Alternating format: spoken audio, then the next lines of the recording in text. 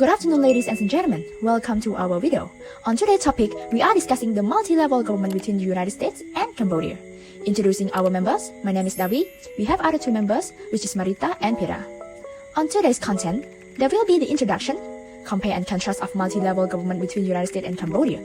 We are also answering a few questions include why does each state prefer its current state form, what are the relationship between central government and sub-central government, what should be centralized and what is centralized to lower levels of government, how do we ensure that multi-level governance can promote the resulting system as efficient as democratic as possible. Last but not least, we will suggest future directions of democratic decentralization for each context. Before we move to discuss about the two countries, let us specify a little bit about the multi-level government. So, multi-level government is a term used to describe the way power is spread vertically between many levels of government and horizontally across multiple quasi-government and non-governmental organizations and actors. Multi-level government has three levels: supranational government, national government, and subnational government. In terms of supranational government, it refers to a government above the national level in which has the mandate to create cooperation between countries, keeping nation sovereignty while dealing with international problems that spread across national boundaries, while nation government refers to a government or political authority that controls a nation. And last level is the subnational government that refers to a government existing or occurring below a national level, and its responsibility is to provide many essential and basic infrastructure services to state, provinces, and municipalities. As we have understood about the multi-level government, let us begin into. We are now on a discussion of the compare and contrast of multi-level government between the United States and Cambodia. Firstly, we will discuss about the comparison and the contrast of supranational government. Let's start with the comparison. The first point is about foreign policy. The foreign policy of both states is to advance the interests and security of their own people by enhancing cooperation within the international level government with the other states from each of their foreign ministry. Next point comparison is about the number of the same international organization. Cambodia and the United States belong to a number of the same international organization, including the UN, World Health Organization, International Monetary Fund, World Bank, and World Trade Organization, and many more. Another point, it is about diplomatic relation. The US has many diplomatic relations all over the world. Such relations include all of the UN member states apart from Syria, North Korea, Bhutan, and Iran. While Cambodia also has many diplomatic ties with many countries, including the People's Republic of China, the United States, Japan, France, the United Kingdom, South Korea, and many. For the contrast, we also include three main points. Apart from joining the same international organizations, both of the countries have joined many other diverse international and regional organizations.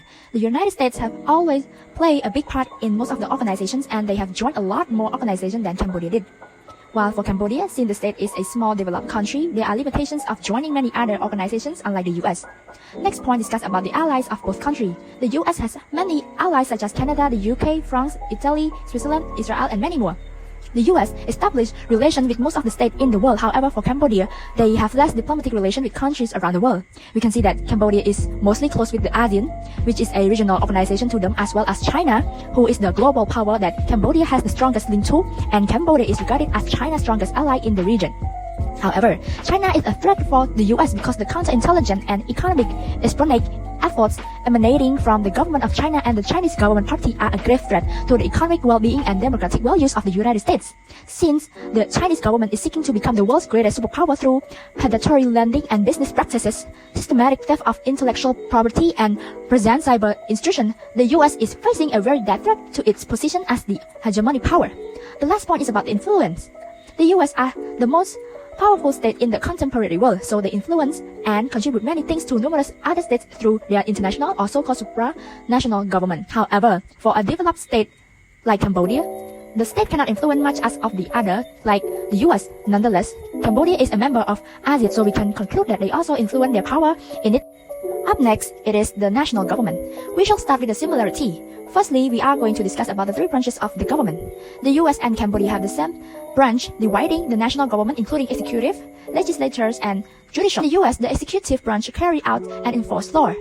The legislative branch draft, propose law, confirms or reject laws. The legislative branch include Congress, which include the two houses, which are the Senate and the House of the Representative, and also as well as the special agency and office that provide support service to Congress. The judicial branch interprets the meaning of law, applies laws to individual cases, and decide if law violates the Constitution. It comprises the Supreme Court and other federal courts. While in Cambodia, in the executive branch, the Prime Minister of Cambodia is a representative from the ruling party of the National Assembly. He or she is appointed by the King or the recommendations of the President and Vice President of National Assembly. The legislative branch of Cambodian government is made up of bicameral parliament and consists of national and the Senate. Lastly, the judicial branch. The judicial system in Cambodia is composed of courts of first instance, appeal courts, and a Supreme Court. We can also discuss about the legislative branch on how both countries share similarity. Both of the legislative branch is bicameral. We can see that in the US, the bicameral Congress consists of the two houses, which is the Senate and the House of Representatives, while in Cambodia, bicameral Parliament of Cambodia consists of the Senate and the National. While for contrast, we have picked up 4 main points. We can first talk about the government system. In the US, the politics of the United States function within a framework of constitutional federal republic and presidential system with various levels and branches of power. While for Cambodia, the state is a parliamentary constitutional monarchy with a unitary structure and a parliamentary form of government. And then we can discuss about the differences in the constitutions. The previous establishment of the Constitution of the US was in 1781. And for the last test promulgated was in 1789. The amendment was proposed as a joint resolution by Congress, which required a two-thirds majority vote in both the House of Representatives and the Senate, while the previous constitutions of Cambodia was in 1947 and the last test promulgated was in 1993. The amendment proposed by the monarch and the prime minister as a passage required two-thirds majority of the assembly membership. Moreover, about the administrative division in the US, the administrative division is composed of 50 states with one capital city, Washington, D.C. For Cambodia, they are divided into 24 provinces with one capital city, Phnom Penh, as the autonomous municipality. Lastly, about the legal system. The legal system of the US are common law system based on English common law at the federal level, while Cambodia legal system based on the civil law system, customary law, communist legal authority, and common law. We have come to the subnational government. We have found one similarity of the subnational government between the US and Cambodia. Both of the two states have many tier system governments. In the US, there are 3 tier systems, while Cambodia includes many tiers such as in the capital city, provinces, districts, municipalities, communes, and cantons. For the contrast, we have pointed out deeper with the tier system. For the US, they have tier of 3 systems of the subnational government made up of state government, counties, and municipal governments. In the discussions of state government, each of the 50 states and 5 Commonwealth territories are headed by governors. For the counties, local governments belong to the states and their types and structure varies according to their state's constitution or legislation from counties to cities, townships, or village. Lastly, the municipal governments. Town or township exists in less than half of the state, are located in areas that are not incorporated as municipalities and typically have more limited powers. Besides these general purpose entities, local governments also include special purpose entities in particular school districts and special districts. For Cambodia, the subnational government arrangement SNA are acknowledged in the constitution adopted in 1993. The capital city, provinces, municipalities, districts, and cantons are ministered by councils and boards of governors at each territorial level. The other point discussed about a question asking, why does each state prefer its current state form? We will answer by raising reasons for both states. Let us first start with the US. We are going to raise 5 reasons to support the answer. Firstly, the geography. As stated, the US is a constitutional federal republic. For the federal system, a state like the US needs to have a federal government system due to the geographically large states. So, since the system like the federal system is well organized, there will be a degree of autonomy and reduction of their dependence upon a distant center of government. Secondly, the multinational population. Since there is a multinational population in the US, there will be a severe problem related to the political and social order. In sum, there is going to be a geographical division. However, federalism is a degree of autonomy and flexibility, so the system will hold a large diverse area and mix population together within a single country. Next point, the democracy. The US is one of the democratic states. To go deeper, the US is a liberal democracy. Liberal democracy is a representative democracy with protections for individual liberty and property by rule of law. This means that the government is elected by citizens.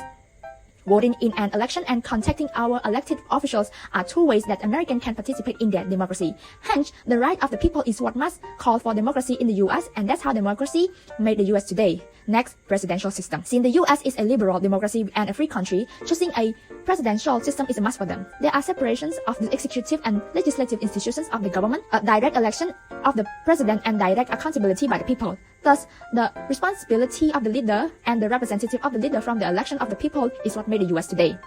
Lastly, capitalism.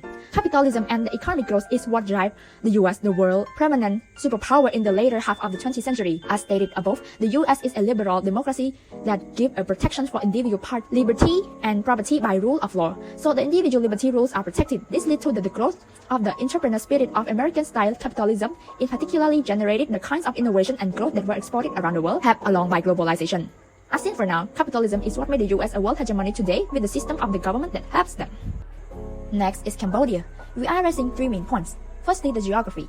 Since Cambodia is a small country, picking the unitary system is relevant because a government based on unitary standards tend to be smaller and more consolidated than other forms of governing. This is possible because more authority is placed within specific structures, politicians, or groups. Because there are fewer levels of bureaucracy that must be navigated, the government is able to move faster when a response is needed. Next is the national population. Since Cambodia is not a multinational population, the state prefers to use the unitary system because the central government will surely develop the state without the tensions of the diverse power. Hence, there will be not a degree of autonomy and reductions of their dependence upon a distant center of government, as the central government can handle smoothly with the internal affairs of the country. Lastly, constitutional monarchy. The politics of Cambodia take place in a framework of constitutional monarchy, whereby the prime minister is the head of the government and a monarch is the head of state.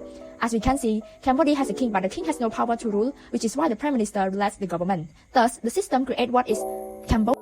The relation between the central government and other subnational authority. The U.S. is divided power between the federal governments and other 50 state governments, but Cambodia administrations is divided between national and subnational administrations, including province and capital, district, cantons and municipality, communes and sangkat. Most importantly, the relation between central government and sub-central government in the United States is partial connection. The federal government can view the constitution of state legislature, grant state with services such as education, public transportation, job training, social services, income security, community development, and environmental protections. However, each state can enjoy the established variety of policy from their decentralized state power in managing state affairs such as welfare restructuring, educational reform, vehicle emission standards, and legalizations of marijuana. A state governor also invite the federal government to assist the states such as the event of natural disaster, and sometimes they work well with one another, and sometimes there is a frustration and confusion from the lack of timely response by the federal government to states. As Cambodia is a unitary state, the form of delegations of power from the central government to the local government is under two ways, which are decentralization and deconcentration. According to the latest reform, the central government delegate 14 sectors of the province, capital and municipalities, district can execute by their own under one window services mechanism. This is called decentralization. Deconcentration, on the other hand, is conducted under the oversight of the special departments from ministry, spending the budget in which the province capital work with Department of Economy and Financial of the Ministry of Economy and Finance. However, after the law of subnational civil personnel was adopted in 2016, the province and capital seem to have more independence from the ministry, as the provincial hall of capital hall could appoint or suspend the special personnel under their own circumstance. By law, the province and capital governor are appointed by the king with the request from the prime minister, and district and municipality chief are appointed by the prime minister. The subnational authority are responsible to the council in each province and capital. Those councils are elected in the non-universal election. In reality, it's proved otherwise. Way forward of democratic decentralization. For the future U.S. democratic decentralization, the federal government should take a fair local budget for federal grants towards state and local governments. Most of the time, the federal grants in aid system have differed in each fiscal year budget bill, which are approved from Congress. Hence, they should distribute it fairly to each state, since they can have a fair opportunity to better exist in the future. The prospect of democratic decentralization in Cambodia is highly depends on political willingness of the central government as well as the availability of resources, both human resources and financial resources. So far, the willingness from the central government in Cambodia seems to open up more for decentralization, as there are many programs and policy are under the pipeline already. However, there are still confronting challenges, and among those challenges is human resource. It is good trend as the central government have committed to delegate more tasks to the local authority. In addition to that, it would be even better if the initial program issued by central government would be implemented properly. Besides of that, in order to ensure the efficiency, inclusivity, and democratic within the centralization process, the government should more involvement from non-state actors like civil society and NGO. How similar is the system between the US and Cambodia? Looking at the surface, it seems that the system in Cambodia is quite similar with the US in many ways. Both countries are multi-party democracy with 3 branch of government system, while the legislative, Cambodia and the US both have bicameral chamber. However, in the substance of those surface, there are a huge difference between the two countries. Those biggest differences are fully explained by the state system. Cambodia, on the one hand, is unitary system, while the US is the federal public. So, is the US democracy a model for Cambodia? It should not be a model for Cambodia because Cambodia is a wide different aspect far from that of the US model. Due to the constitutional monarchy, presidential system is not allowed to adopt. Federalism does not favor the conditions of relatively small territory of Cambodia. The strong bicameral system can become gridlock to Cambodia because kingdom consists of multi-party system of proportional representation with various seats from different political party in the National Assembly. Otherwise, any decision can be inclusive and decisive enough to respond to the particular aspect of proposal. Therefore, what should be centralized and what should be decentralized? After comparing between the US and Cambodia, it could be drawn out in general that the thing that should be centralized or something related to one common unity policy and management.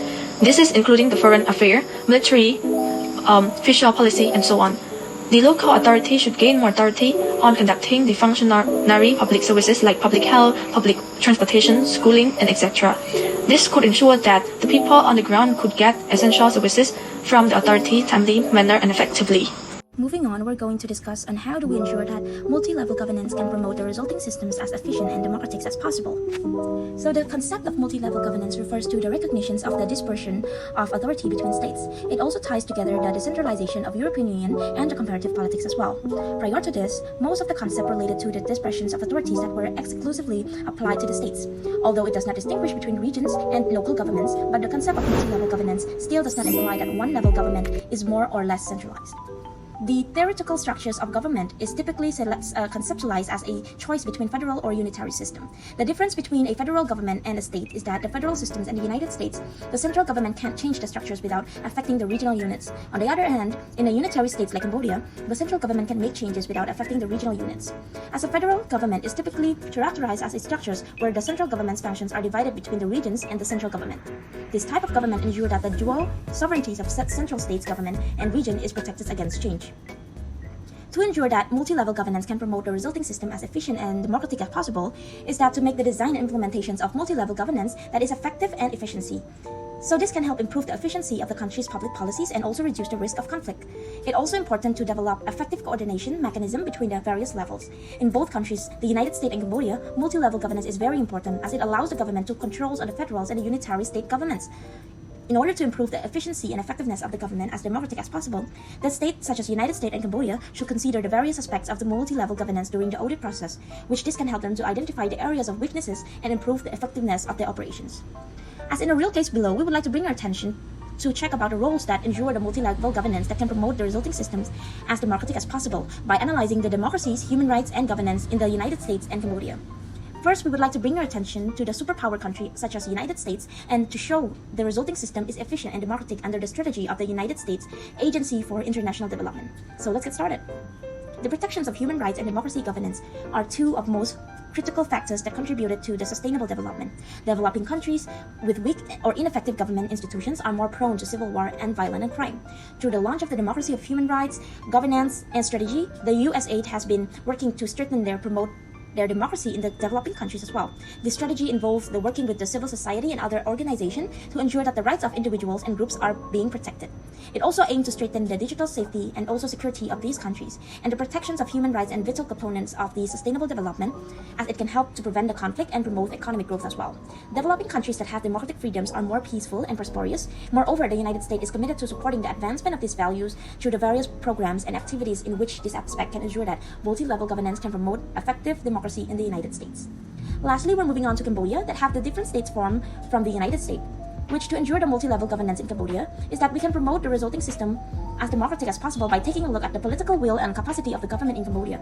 This is why that the government and the private sectors work together to develop a long strategies and vision that includes the various entry points and links is important, in which the various platforms of the United Nations provides can help the government and the private sector to develop a common strategy by defining roles and responsibilities for the various government agencies. Moreover, the United Nations various human rights mechanism is also important points to ensure that Cambodia's implementations of its obligation is being carried out.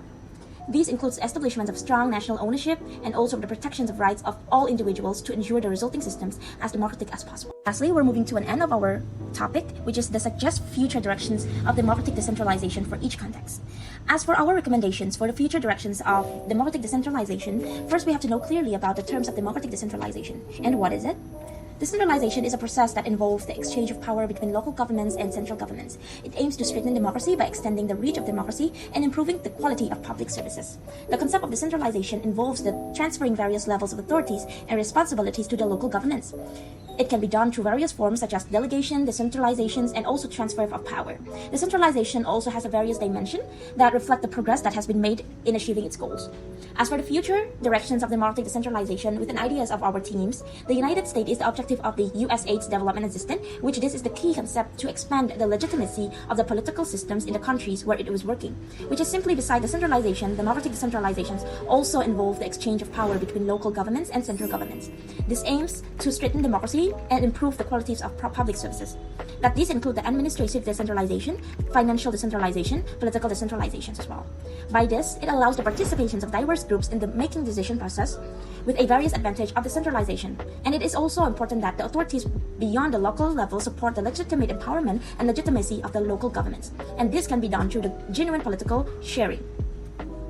Secondly, for Cambodia context, to be in the directions of democratic decentralization is that Cambodia should use the terms of objective of local government, democracy, in order to develop a framework that supports the sustainable development as well, including the establishment of strong local foundations, the protections of environment, and also the most important thing is the delivery of the quality public services. This involves the citizens in the process of service delivery, as well as the new local structures that are needed to ensure that democracy is strengthened and the people are involved in the process of this service delivery. They will also improve the efficiency and effectiveness of the local governments by planning and budgeting the process, which it will help improve the financial flows of the local governments and also to ensure that the central government is supporting by the development of the subnational administration. I got broads in Atlanta. Just took the lean in the family.